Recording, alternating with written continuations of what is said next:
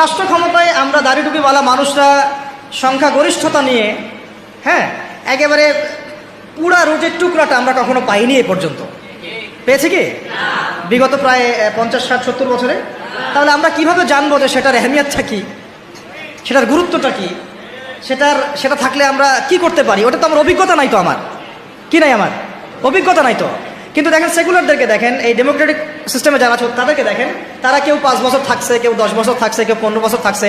তারা বুঝেছে যে তার মজাটা কি এবং সেটা থাকলে সে কি করতে পারবে। তারা তো কেউ আল্লাহর বিধানের জন্য সেখানে যায় নাই।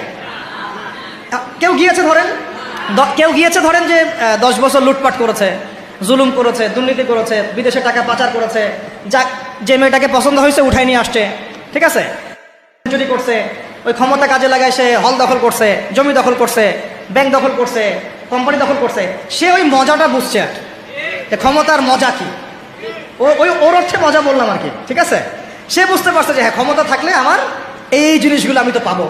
এই জন্য দেখেন, হাজার বার মায়ের খাইলেও, নেতাকর্মী জীবন দিলেও সে ওই রাজনীতি থেকে সরে যায় না, তাই না? 10 বছর মায়ের খায়, আবার আসে না, আমাকে চাইতে হবে, কারণ ওখানে কি মজা আমি তো জানি। ওইটা যদি একবার পাই তাহলে আমি আবার এইগুলা পাবো।